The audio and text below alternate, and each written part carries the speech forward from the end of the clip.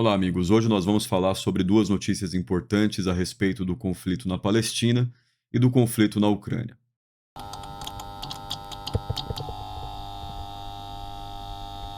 E a situação do conflito na Palestina continua drástica. O número de mortos já está chegando em 28 mil, e a ofensiva terrestre das tropas israelenses não significa uma redução da destruição dos prédios, pelo contrário.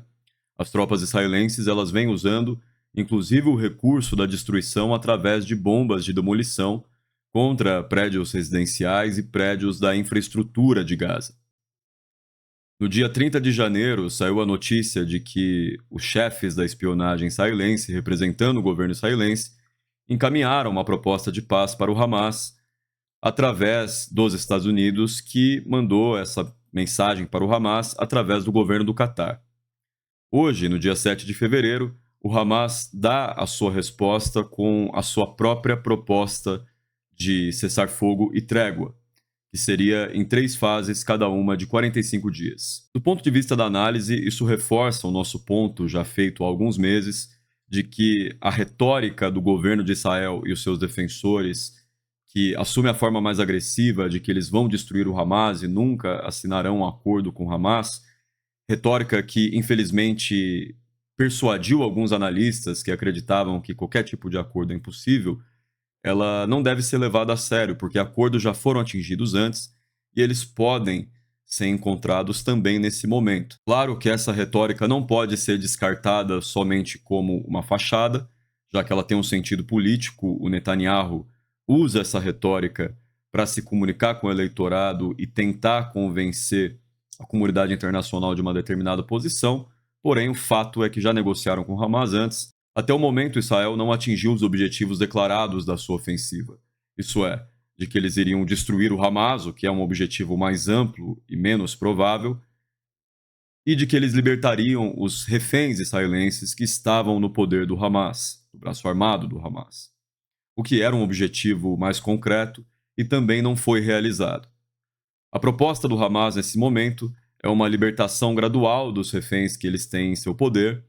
em troca da libertação de 1.500 prisioneiros palestinos, sendo que 500 deles, pelo menos, cumprem sentenças longas, algumas sentenças de prisão perpétua. E, além disso, na primeira fase, eles cessariam as hostilidades. É bom lembrar que, nesse momento, o Hamas continua realizando ações militares contra as tropas israelenses que entraram na faixa de Gaza, ou seja, eles não estão derrotados, destruídos nesse sentido. E, além disso, exige que Israel libere medidas humanitárias e assuma a responsabilidade de fornecer algumas coisas para a reconstrução de Gaza, sobretudo a reconstrução da infraestrutura, mas de início, o fornecimento de 200 mil tendas e 60 mil casas temporárias para os palestinos que perderam as suas casas.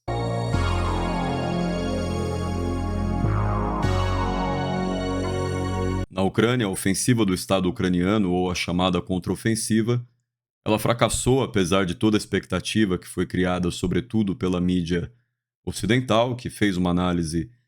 um tanto marcada por seus desejos e pela projeção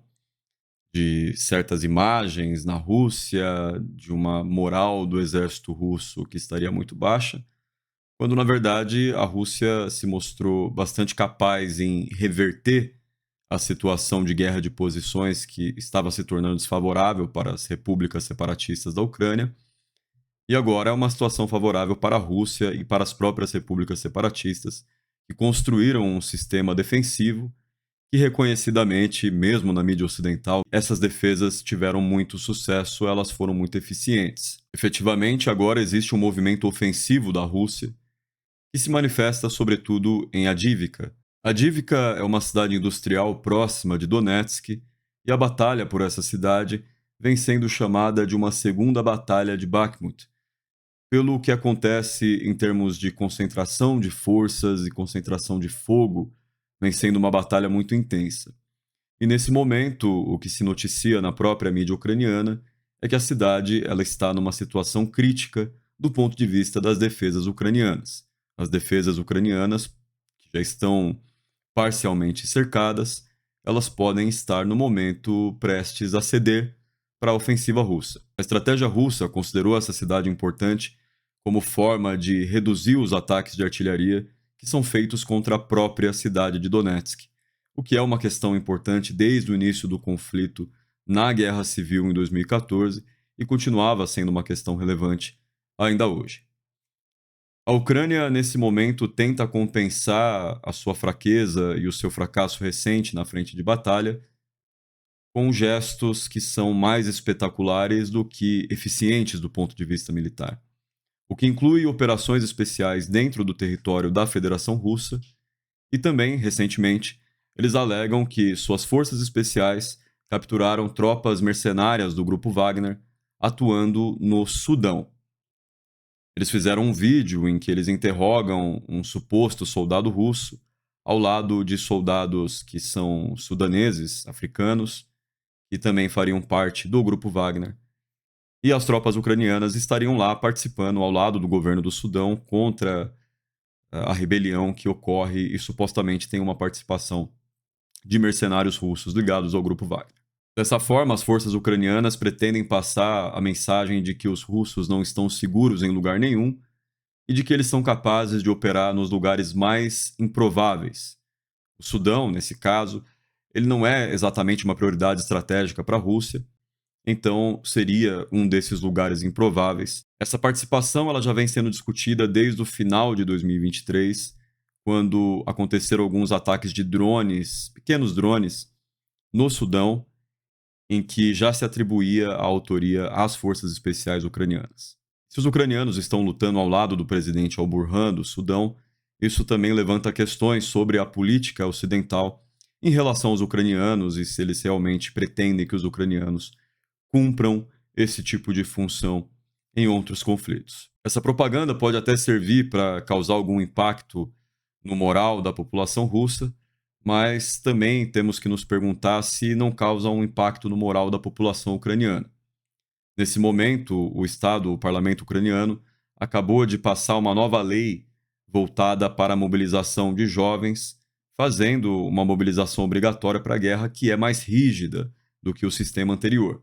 E esse sistema anterior já vem passando por problemas, seja por pessoas que não querem servir, são capturadas na rua, seja por pessoas que apelam para a corrupção para evitar a realização desse serviço militar na frente de batalha.